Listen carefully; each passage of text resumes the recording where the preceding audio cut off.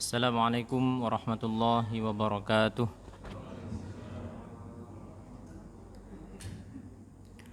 Alhamdulillahi rabbil alamin. Wabihi nasta'inu ala umurid dunya waddin. Wa nusalli wa nusallimu ala nabiyil karim Nabiyyina Muhammadin wa ala alihi wa ashabihi wa man tabi'ahum bi ihsanin ila yaumiddin. Allahumma anfa'na bima 'allamtana wa 'allimna ma yanfa'una warzuqna ilman yanfa'una ya rabbal alamin. Amma ba'd, ma'asyiral muslimin wal muslimat rahimani wa rahimakumullah jami'an. Alhamdulillah, kita panjatkan syukur kehadirat Allah Subhanahu wa taala. Setelah sekian lama kita rehat dan terhenti, maka pada kesempatan yang berbahagia ini insyaallah kita akan lanjutkan pembacaan kita terhadap kitab Al-Mukhtasar fit Tafsir atau ringkasan tafsir Al-Quran, yang kita masih berada pada surat Al-Haqqah.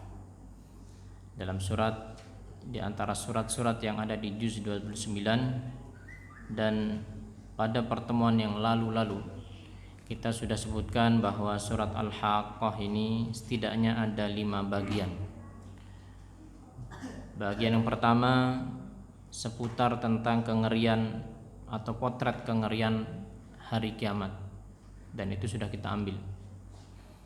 Kemudian bagian yang kedua seputar bagaimana orang-orang yang mendustakan Allah telah Allah hancurkan, dan itu pun sudah kita sebutkan. Bagian yang ketiga seputar kejadian yang ada pada hari kiamat kelak, hari akhir kelak, itu juga sudah kita sebutkan. Kemudian bagian yang selanjutnya atau yang kelima seputar tentang pembagian manusia, bahwasanya manusia itu ada mereka yang menerima kitabnya dari sebelah kanan dengan tangan kanan mereka, ada yang menerima kitabnya dengan tangan kiri mereka. 2 bagian manusia saja. Dan kita untuk membacanya atau membaca Al-Qur'annya ini, kita akan lanjutkan terlebih dahulu mulai dari ayat 38. Oleh karenanya Bapak Ibu yang kami muliakan, silakan dibuka di surat Al-Haqqah. Kalau halaman itu 568. Halaman 568 ya. Kita akan mulai baca dari ayat yang ke-38. Ayat yang ke-38. Semoga dengan kita membaca ayat di antara ayat-ayat Allah Subhanahu wa taala ini menjadi sebab turunnya rahmat serta keberkahan kepada kita semuanya. Amin ya rabbal alamin. Saya mulai dan mohon untuk diikuti ya. A'udzu billahi minasy syaithanir rajim.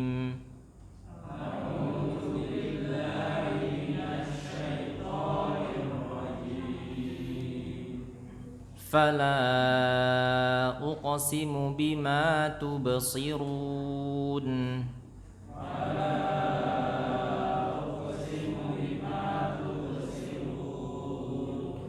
Wa ma la tubsirun.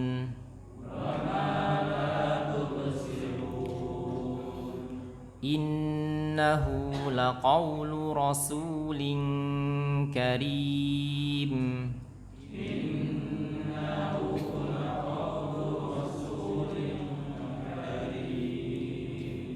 Wa ma huwa biqauli sya'ir. Qalilan ma tu'minun.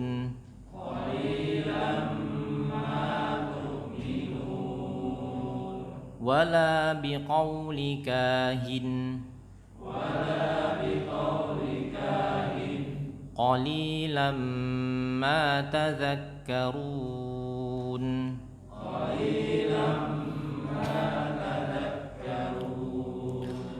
tanzilum mir rabbil alamin.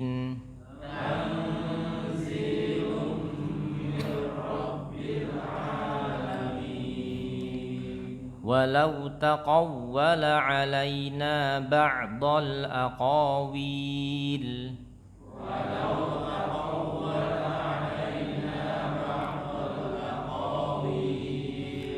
la akhadna minhu bil yamin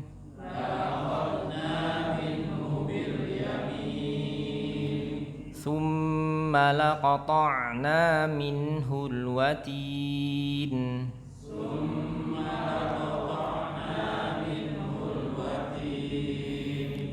Fama minkum min ahadin anhu hajizin.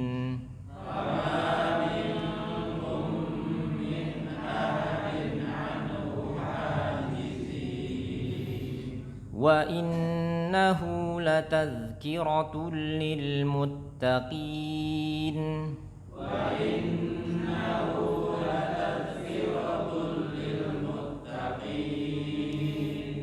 Wa inna lana'lamu anna minkum mukazzibin.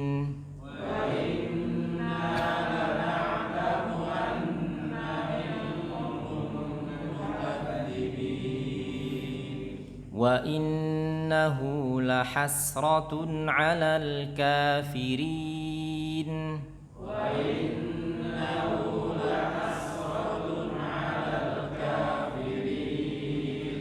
Wa innahu lahaqqul yaqin.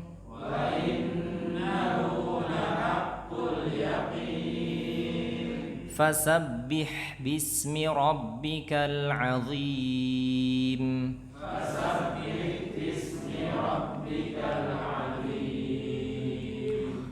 Ma'asyiral muslimin wal muslimat rahimani wa rahimakumullahu jami'an.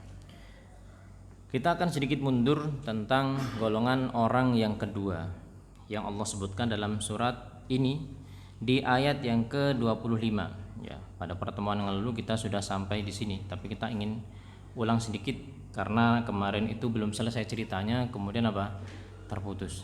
Ya. Allah mengatakan wa amma man utiya kitabahu bishimalihi fayaqulu ya laitani lam uta kitabiyah. Setelah Allah menyebutkan tentang ashabul yamin, orang-orang yang menerima kitabnya dari tangan kanannya dengan segenap kebanggaannya. Ya, ha umuqra'u kitabiyah, nih baca kitab saya. Ya. Dia bangga. Ya. Kemudian dia mendapatkan kehidupan yang menyenangkan fi 'aisyatir radiyah, di surga yang tinggi, yang mana tumbuhan atau buah-buahannya itu tidak susah metiknya, qutufuha daniyah.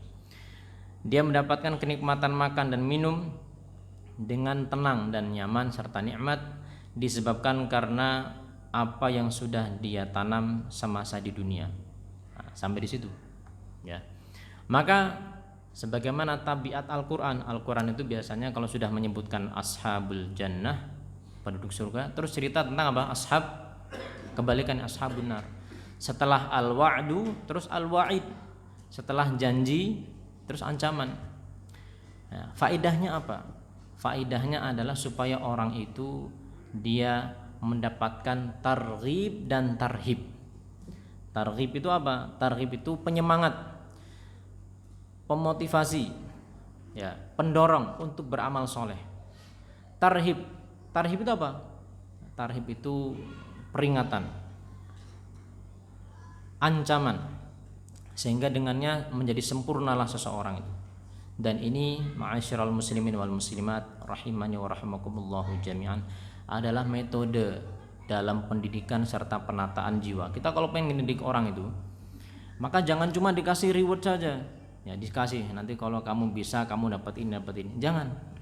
Demikian juga jangan isinya menebar ancaman terus. Menebar ancaman. Awas kalau ini, awas kalau itu. Harusnya ada reward, ada punishment. Jadi orang semangat. Kenapa memang? Kalau orang cuma dikasih reward saja, janji-janji saja, semangat-semangat saja, nanti orang itu hilang rasa takutnya. Yang di benaknya itu cuma masalah apa? Wah, iya ya. Kalau tercapai target nanti akan dapat ini bonusnya. Ya. Akhirnya dia yang di benaknya cuma apa? Kalau tercapai target. Kemudian dia melupakan aturan-aturan yang tidak boleh dia langgar. Dan sebaliknya, kalau orang itu cuma diingatkan, ditakut-takuti terus, tidak ada rewardnya, kira-kira orang itu akan seperti apa? Stres. Dia merasa tidak ada harapan. Loh, saya ini melakukan ini karena semata-mata supaya apa? Nggak kena hukuman. Tidak ada kemudian apa? Pengharapan, ya kan? Tidak ada pengharapan, sehingga dia melakukan ini dengan penuh tekanan. Yang itu nggak bagus, yang ini juga nggak bagus. Itulah kenapa Al-Quran itu ya selalu setelah penduduk surga neraka, penduduk neraka surga, janji ancaman, ya ancaman janji. Di antaranya seperti ini. Allah berfirman dalam ayat yang ke-25 tadi yang sudah kita sebutkan atau kita bacakan. Adapun orang yang menerima kitab amalnya dari tangan kirinya, maka dia akan mengatakan dengan penuh penyesalan, ya laitani lam utiya kitabiyah, andai saja, aduhai celaka, andai saja lam u'ta kitabu a'mali, andai saja aku enggak usah dikasih kitab amal, ya. Lima fihi minal a'mali sayyiati al mustawjibati al'adzabi, karena di dalam kitab ini ada catatan-catatan amalanku yang memberikan konsekuensi untuk mendapatkan azab. Andai saja aku tidak pernah mendapatkan kitab.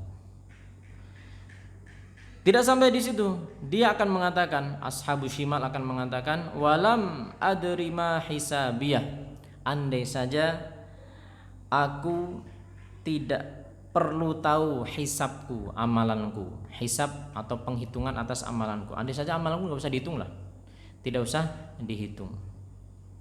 Bahkan dia berandai-andai, ya, mati. Berandai-andai apa? Mati. Ya laitaha kanatil qadiyah. Andai saja kematian itu menyelesaikan semuanya. Dia berandai-andai, bukan mati tapi apa? Tidak dibangkitkan. Ya, ini pengandaian semuanya. Namanya andai-andai itu apa? Tidak terjadi, ya. Namanya andai-andai itu tidak terjadi. Pepatah kita mengatakan apa? Sesal dahulu pendapatan, sesal kemudian tiada berguna, ya. Mumpung kita masih di dunia, kita menyesal aja lah. Menyesalnya di dunia saja. Ya, aduhai kemarin saya kok tidak menggunakan masa luang saya, tidak menggunakan masa sehat saya untuk mendekatkan diri kepada Allah Subhanahu wa taala, ya. Bagus, menyesal di dunia itu bagus, tetapi apa? Kejar kemudian apa? Ketertinggalan antum. Kita kejar ketertinggalan kita. Kenapa? Masih ada di dunia. Kita ini masih di dunia. Kita ini masih di dunia atau Pak? Masih di dunia kita ini. Jadi penyesalan itu masih bermanfaat. Penyesalan itu masih bermanfaat. Lain halnya dengan orang yang meninggal, ya, dalam keadaan dia tidak beriman, maka penyesalan itu tidak bermanfaat baginya. Imam Qatadah rahimahullah mengomentari di dalam tafsir Ibnu Katsir dinukil, ya, tentang ayat ini tadi, ya laitaha kanatil qadiyah, andai saja kematian itu menyelesaikan semuanya. Beliau mengatakan tamannal mauta wa lam yakun syai'un fid dunya akrahu ilaihi minhu. Dia ini berangan-angan mati, padahal ketika di dunia yang namanya mati itu sesuatu yang paling dia benci. Kalau judulnya sudah mati, itu apa? Waduh, dia itu nggak mau dengar, ya. Ini tetangga mati karena corona. Jadi begitu takutnya kepada kematian. Naam, kita disuruh untuk mengambil sebab keselamatan, pakai masker, ya. Demikian juga minum obat dan seterusnya. Tetapi ingat, Jangan kemudian seseorang itu apa? Terlalu paranoid atau takut terhadap kematian. Karena kematian itu akan menjumpai kita kok. Bukan kita yang mendatangi, kematian itu akan apa? Menjumpai kita. Qul innal mautal ladzi tafirruna minhu fa innahu mulaqikum. Katakanlah, sesungguhnya kematian yang kalian selalu lari darinya, maka kematian itu akan menjumpai kalian, ya. Oleh karenanya, ya, kita mengambil sebab ikhtiar, tapi bukan kemudian menjadikan kita ini begitu takut kepada kematian. Bukankah seorang mukmin itu baru akan mendapatkan apa yang dijanjikan oleh Allah kapan? Setelah mati, ya. Setelah mati nanti baru mendapatkan janji yang Allah Subhanahu wa taala berikan. Jadi kata Imam Qatadah begitu, ya. Dia itu pengen mati saja, padahal dulu ketika di dunia justru kematian itu yang paling dia benci. Ma aghna anni maliyah, tidak manfaat hartaku. Halaka anni sultaniyah, hilanglah kekuatanku serta kedudukanku, ya. Jadi dia menyesali bahwa ternyata harta yang selama ini dia kumpulkan itu nggak bermanfaat. Kalau sudah mati dalam keadaan kafir itu nggak bermanfaat. Demikian juga kedudukannya, ya, pangkat dan jabatan itu nggak bermanfaat kalau sudah mati, tidak bermanfaat. Andai saja kita bisa bertanya sama orang mati, tapi kalau orang mati bisa ngomong cerita, wah semuanya beriman, ya kan? Orang mati terus kemudian apa? Hidup cerita, ya. Oh bener ya, ternyata apa yang disebutkan oleh Nabi SAW itu bener. Saya digebuki, kalau misalnya saya nggak beriman. Nah, itu orang beriman semua. Makanya kita sebagai seorang mukmin, kita ini percaya atau beriman kepada apa yang ghaib, hal yang ghaib. Di antaranya apa? Ya di antara masalah, ya, siksa kubur atau nikmat kubur. Kita beriman, betul-betul beriman. Kita pegang keyakinan itu. Meskipun sebagian orang itu mereka mempertanyakan, masa iya sih? Masa iya? Ya kalau sudah ngomong sama masa iya ini susah. Ya, karena mereka apa? Mengedepankan akal dalam beragama. Ya, masa iya orang kalau sudah mati kemudian nanti dia di alam kuburnya itu didudukkan, didatangi malaikat, ditanya, kalau nggak bisa nanti digebukin, ya. Kalau menjawab benar nanti mendapatkan nikmat, ya, dihamparkan dan seterusnya. Kalau tidak bisa menjawab maka nanti dihimpit kuburannya, kemudian nanti dibukakan pintu, ya, dan ditampakkan tempatnya di neraka kelak. Masa iya? Gimana caranya? Ya subhanallah, yang seperti ini, ya, ini adalah bukan orang beriman yang seperti ini. Karena orang beriman itu ciri-cirinya apa? Alladzina yu'minuna bil ghaib, itu enggak kelihatan tapi kita benar-benar beriman, ya. Kita benar-benar beriman. Sehingga tidak bermanfaat harta dan kedudukan mereka yang mereka selalu bangga-banggakan dan kejar ketika di dunia. Nas'alullah as-salamul afiyah. Kemudian Allah Subhanahu wa taala menyebutkan, khudzuhu faghulluh, ambil orang ini dan faghulluh, ikat, ya, ambil dan ikat. Allah akan berfirman kepada malaikat untuk meringkus orang ini dan juga mengikat orang ini di lehernya. Tangan diikatkan di leher, itu ghul, ya. Ghil itu artinya apa? Tangan diikatkan di leher. Dan ternyata ma'asyiral muslimin wal muslimat rahimani wa rahimakumullah jami'an, disebutkan dalam tafsir Ibnu Katsir bahwa, ya, ketika Allah berfirman kepada seorang kafir khudhu, maka 70.000 malaikat itu lomba-lomba untuk apa? Untuk meringkus orang ini. 70.000 itu bukan satu batalion lagi, itu satu apa itu? Atau mungkin satu angkatan, ya mungkin, ya. Jadi untuk apa? Untuk meringkus satu orang. Khudhu. Kemudian apa? Innal malaka minhum la yaqulu hakadha fayulqi 70,000 finnari.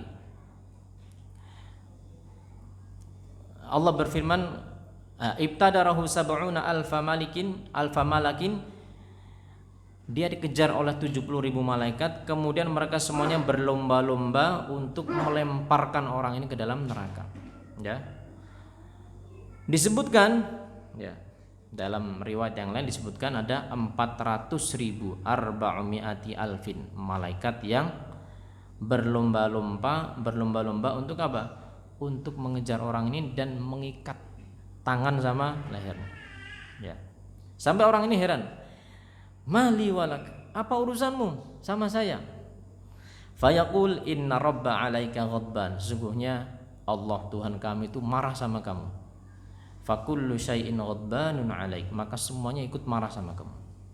Ya. Khudhuhu faqullu tsummal jahima salluh, kemudian dimasukkanlah dia ke dalam neraka jahim, dibenamkannya. Ya, dibenamkanlah dirinya ke dalam neraka jahim. Tsumma fi silsilatin dzar'uha sab'una tira'an fasluquh, kemudian dia akan dijadikan sate. Satenya gimana nyatenya? Ya, kalau orang Jawa bilang disunduk. Sunduknya apa? Sunduknya itu adalah rantai neraka yang panjangnya sab'una dzira'an, 70 hasta. Disunduk itu di apa nama bahasa Indonesia apa, Pak? Ya, ditusuk. Ya. Dari mana? Dari duburnya. Terus sampai keluar di mulutnya. Ya, sehingga disebutkan oleh sahabat Ibnu Abbas radhiyallahu anhuma, kama thumma yunzamuna fiha kama yunzamul jaradu fil 'ud hina yushwa, sehingga dia itu apa?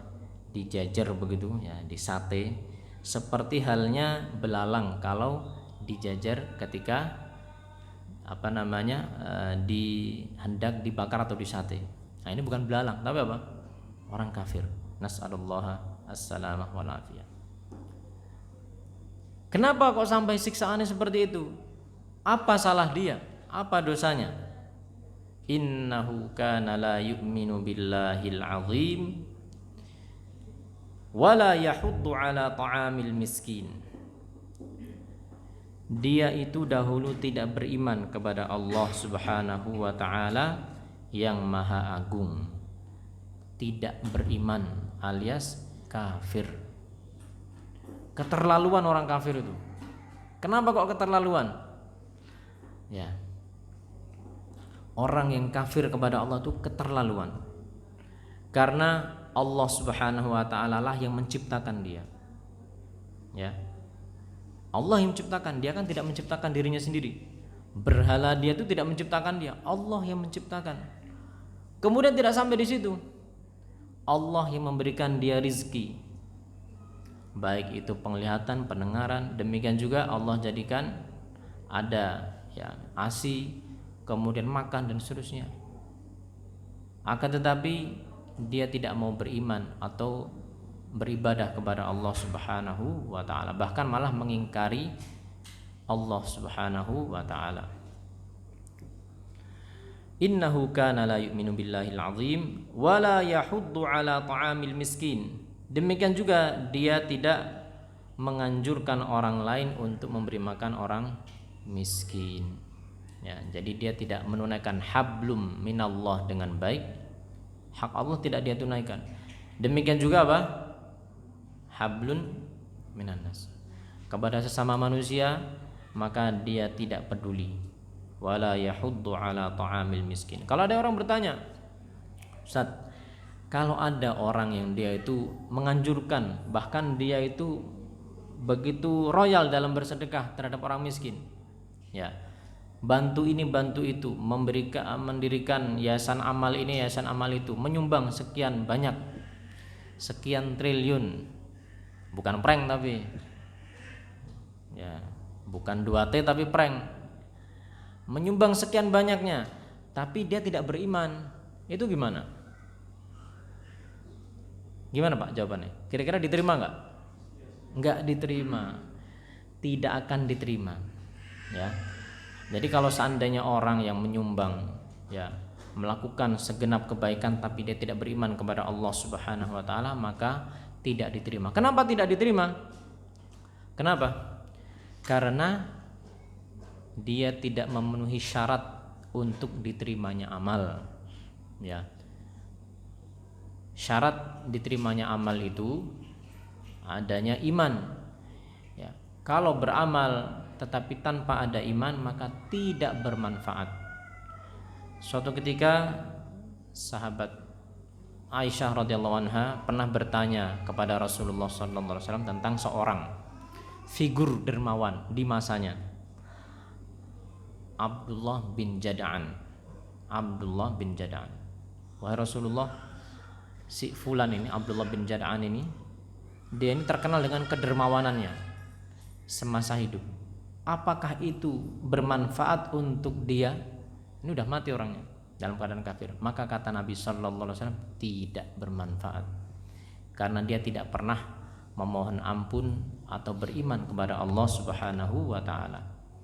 Jadi iman itu mahal harganya. Orang beriman, Pak, amalan seberat biji dzarrah, seberat debu, Allah Subhanahu wa taala akan terima. Itu orang beriman dan bermanfaat, bisa menyelamatkan dia. Tapi kalau orang tidak beriman, amalan sedekah seberat bumi ini, emas, Allah tidak akan terima, ya. Tidak akan Allah terima. Jadi kalau kita mendapatkan nikmat iman itu benar-benar sesuatu hal yang mahal. Falaisa lahul yauma hahuna hamim, maka hari ini tidak ada dia memiliki hamim. Hamim itu teman dekat yang bisa memberikan syafaat, Falaisa lahul yauma hahuna hamim. Tidak ada yang bisa memberikan syafaat untuk orang-orang seperti ini.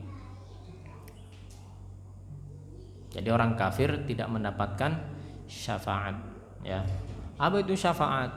Syafaat itu adalah permintaan Allah, permintaan Rasul sallallahu alaihi wasallam maupun malaikat maupun orang soleh untuk memberikan manfaat atau menolak mudarat dari orang lain. Itu syafaat, ya.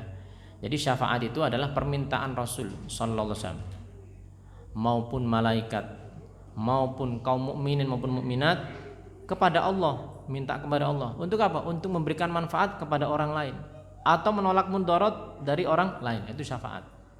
Nah, hari itu dia tidak mendapatkan syafaat, ya. Tidak mendapatkan syafaat. Tidak juga dari orang-orang yang dianggap atau dia sembah selama di dunia maupun dari orang-orang mukmin. Karena syarat syafaat itu diterima atau dikabulkan itu ada dua. Yang pertama adalah adanya izin Allah Subhanahu wa ta'ala. Izin untuk siapa? Untuk kepada orang yang hendak memberikan syafaat tadi, ya.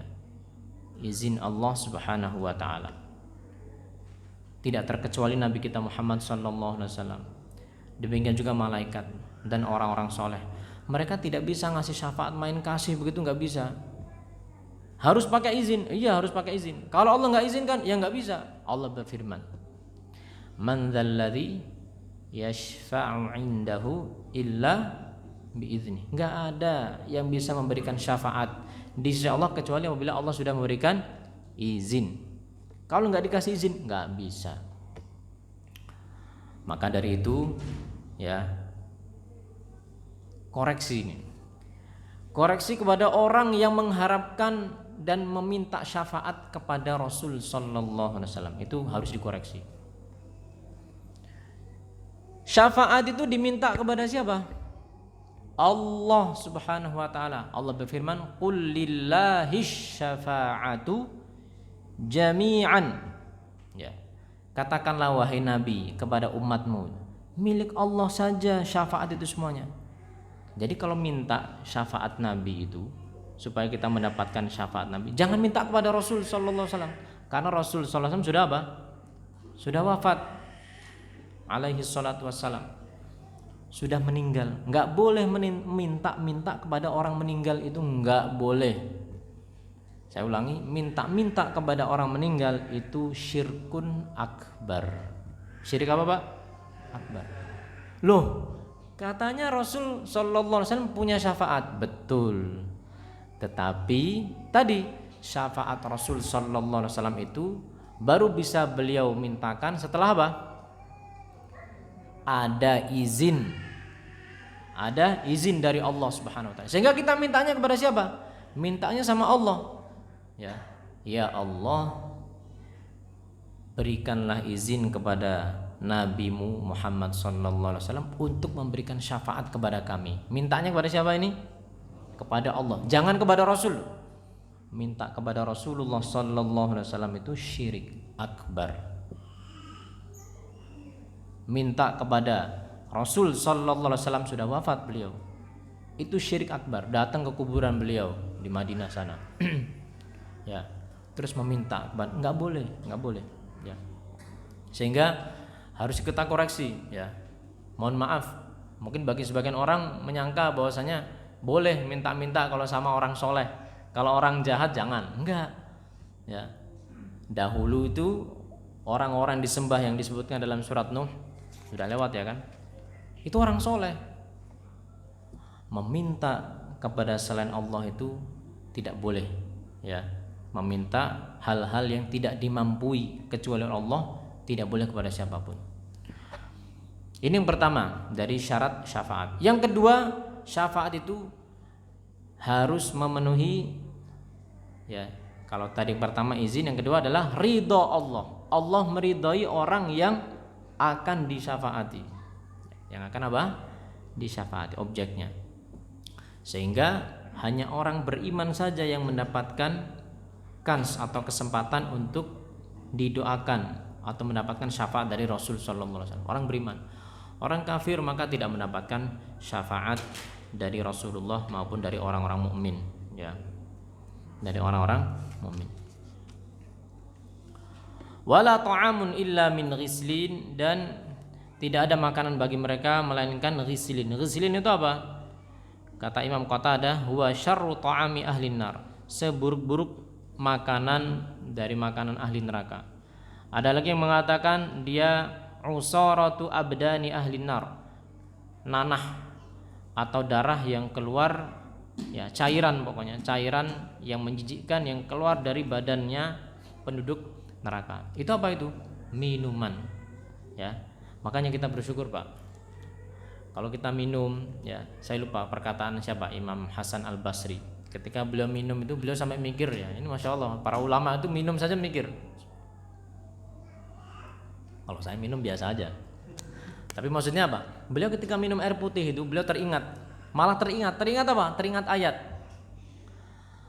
Wa nada ashabun nari ashabal jannah an afidu alaina minal ma' au mimma razaqakumullah qalu innallaha harramahum 'alal kafirin. Surat Al-A'raf.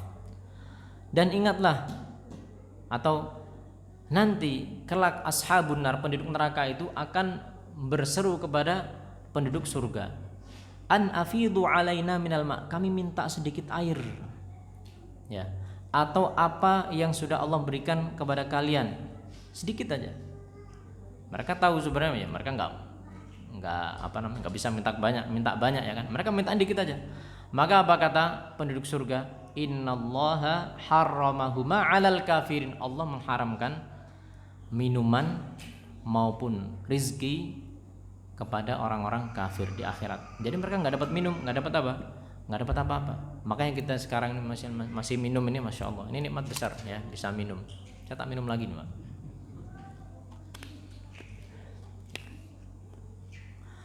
Jadi minuman mereka itu seperti itu, atau makanan mereka seperti itu. Wala ta'amun illa min ghislin, makanan ya, maaf, makanan. La ya'kuluhu illal khati'un, tidaklah ada yang memakannya melainkan pendosa, Kemudian Allah Subhanahu wa taala, ya, menyebutkan tentang bagian terakhir seputar kebenaran Al-Qur'an ini. Ya, ini bagian yang ke-6 dari surat Al-Haqqah. Allah berfirman, "Fala uqsimu bima tubsirun wa ma la tubsirun." Maka aku bersumpah dengan apa-apa yang terlihat dan apa-apa yang tidak terlihat.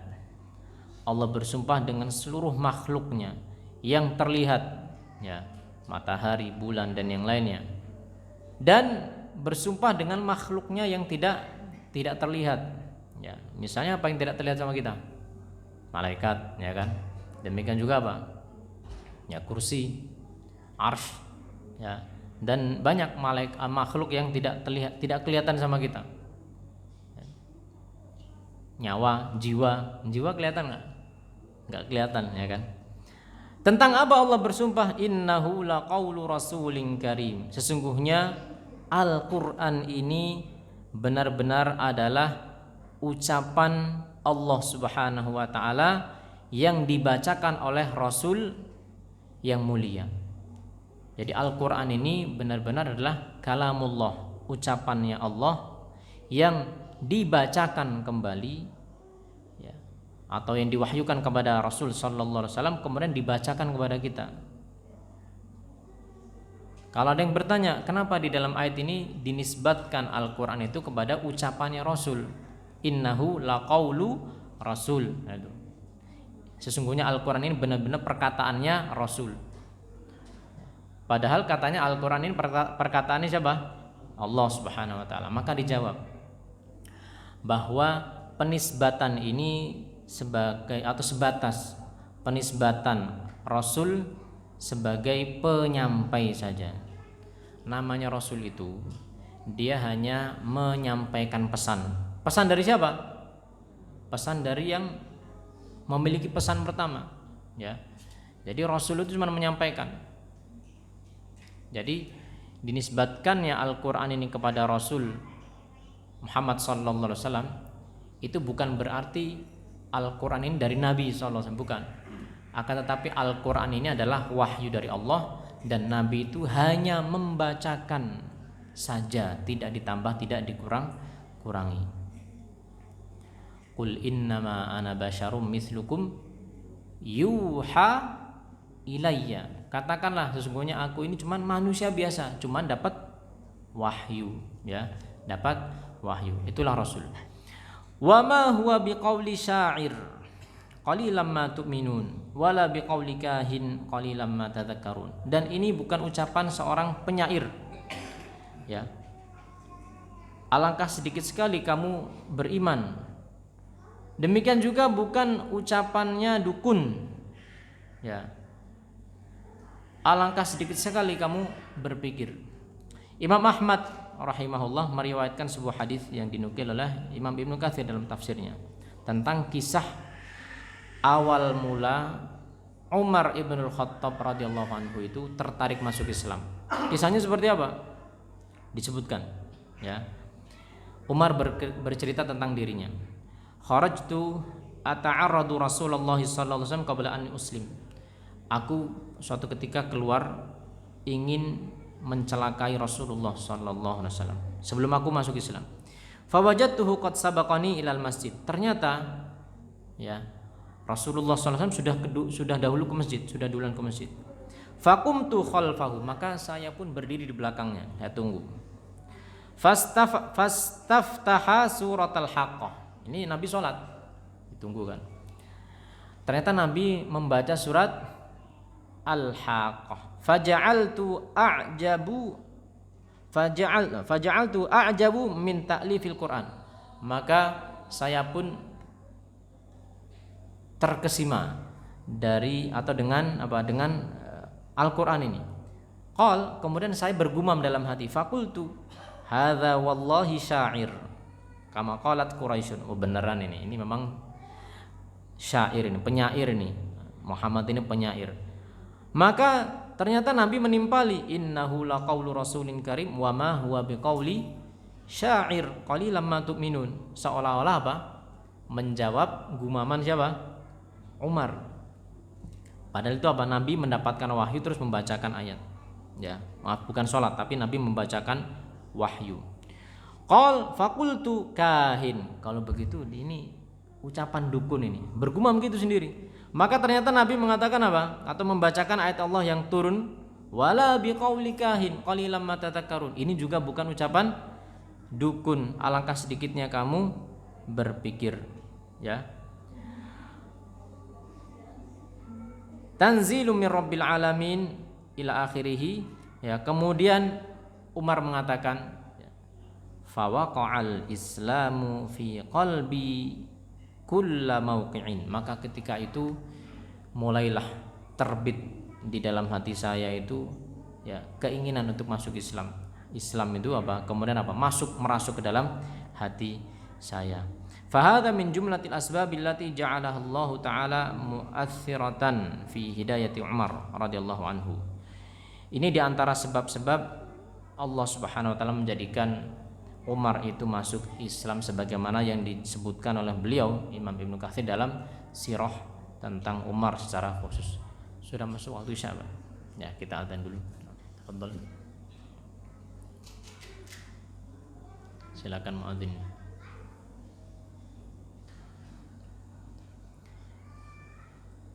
Insyaallah kita lanjutkan 10 menit lagi, ya. Kemudian nanti ada sedikit diskusi atau tanya jawab kalau ada, dan kita akan sholat itu kurang lebih jam 7:30. Kita lanjutkan. Walau taqawwala alaina ba'dal aqawi.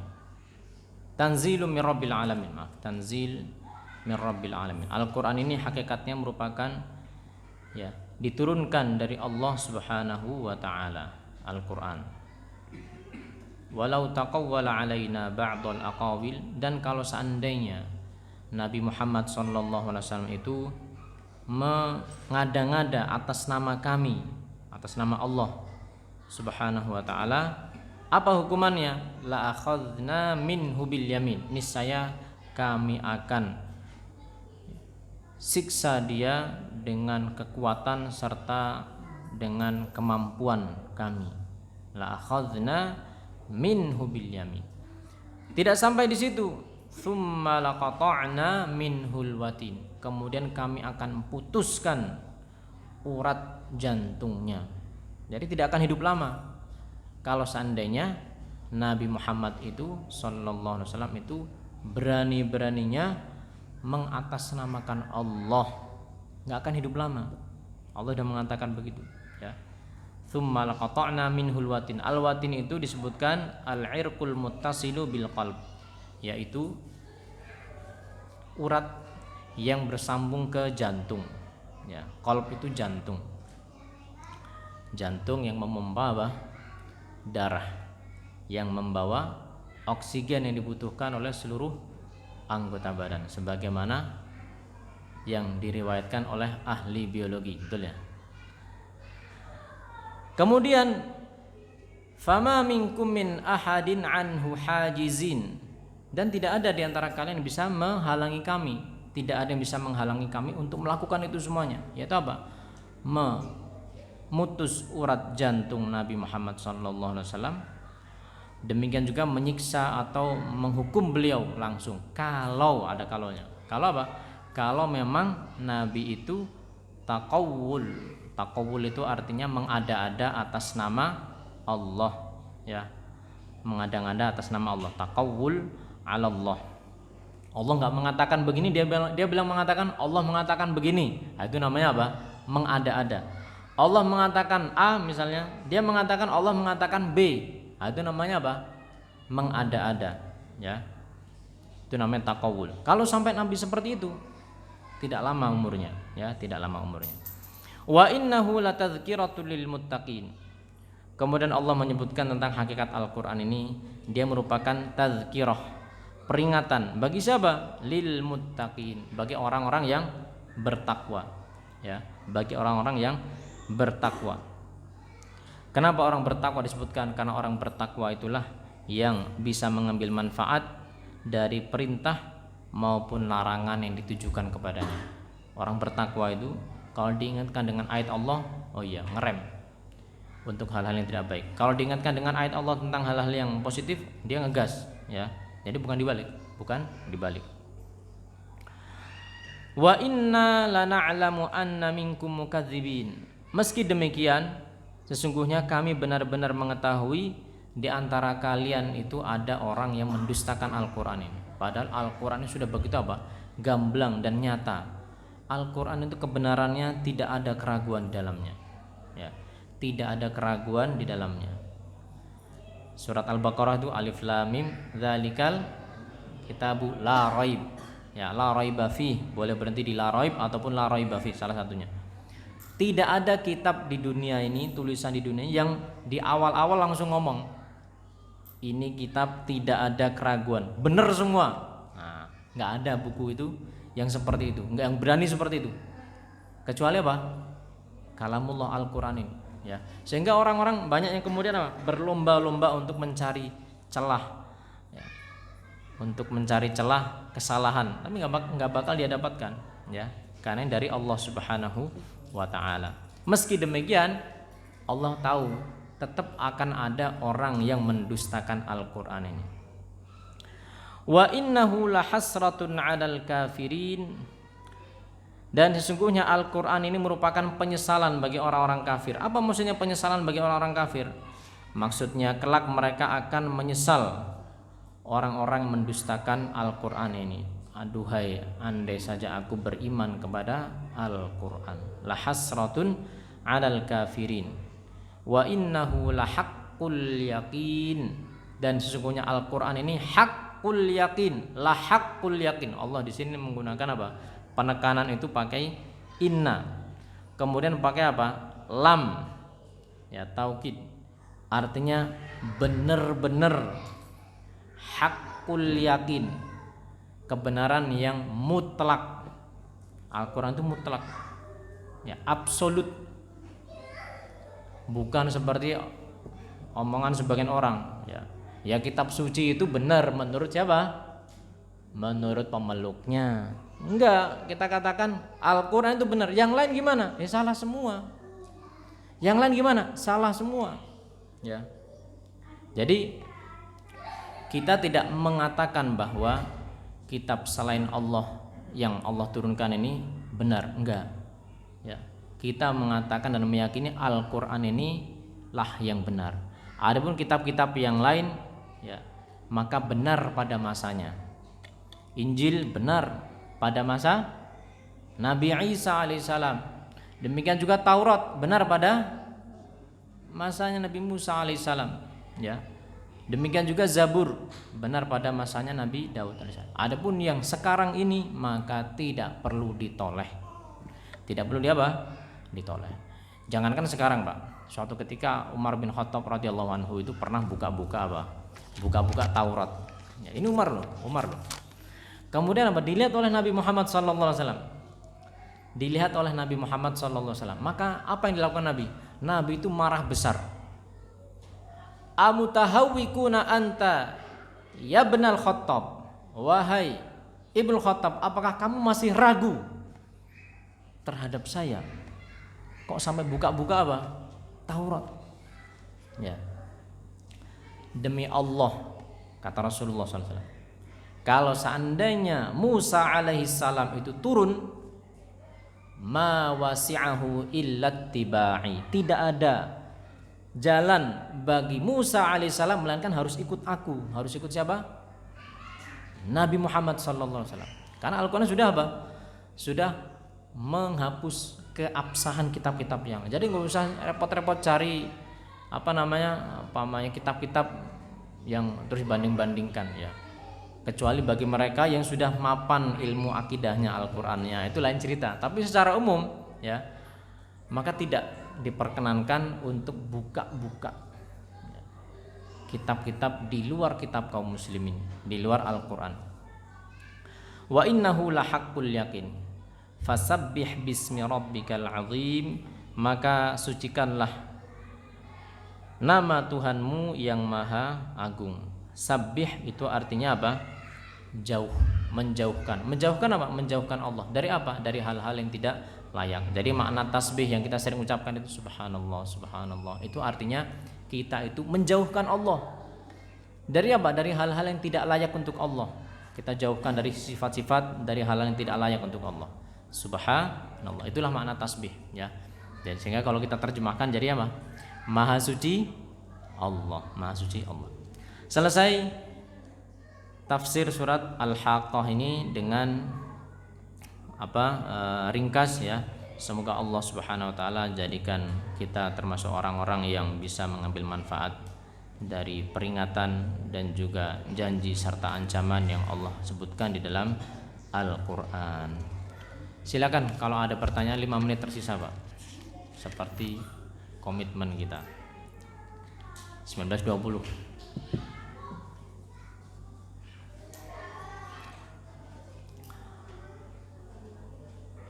Baik. Oh ya, saya kira kalau nggak ada ditutup. Ya, silakan Pak.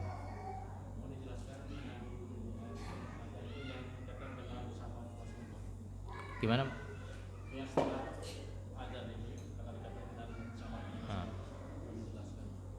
Doanya seperti apa bisa tadi? Ya.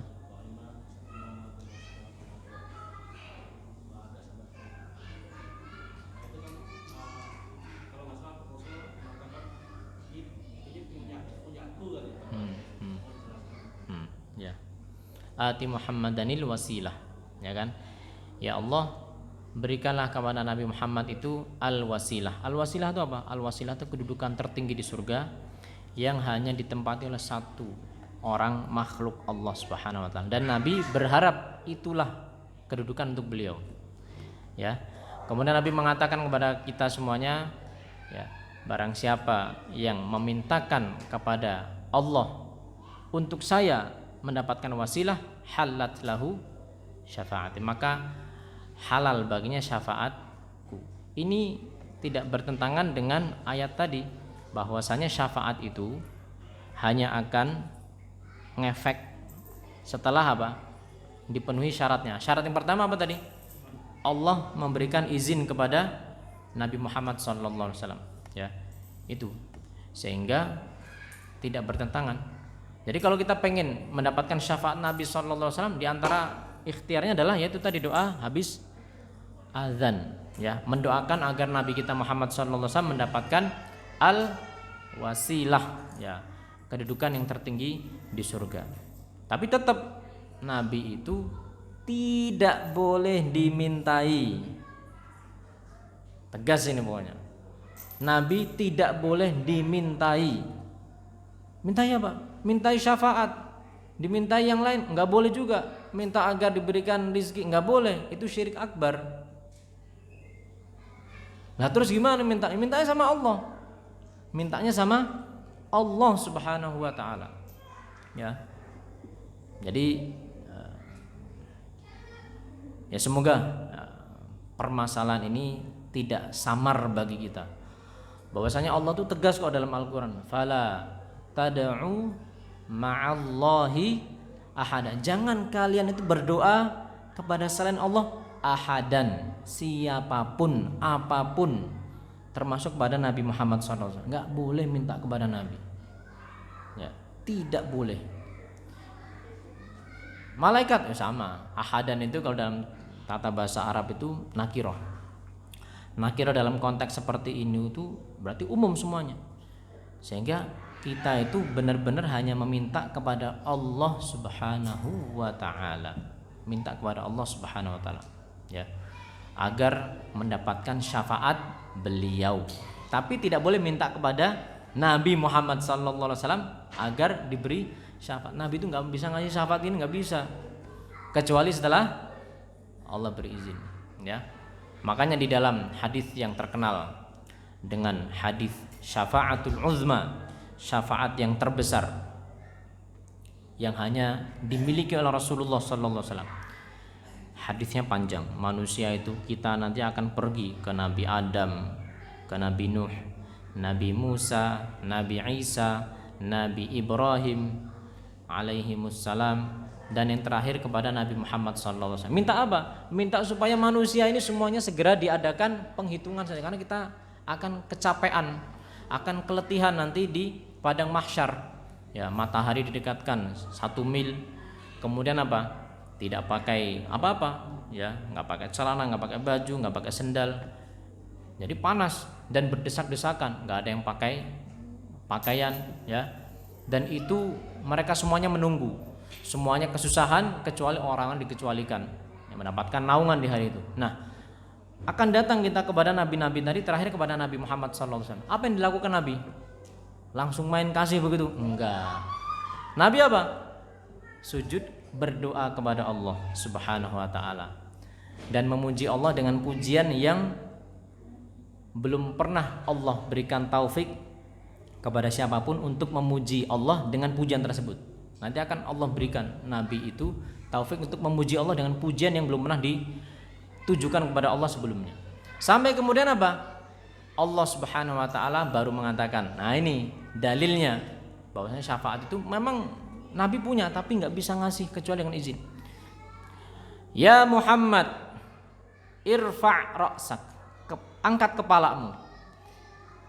Wasal tu'ta, mintalah kamu akan diberi. Washfa' tusyaffa'.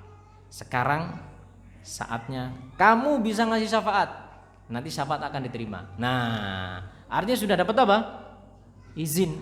Ya, izin. Dan juga banyak ayat-ayat yang lain yang tadi kita sebutkan, ayat kursi itu, bahwasanya syafaat itu hanya dengan izin Allah Subhanahu wa taala.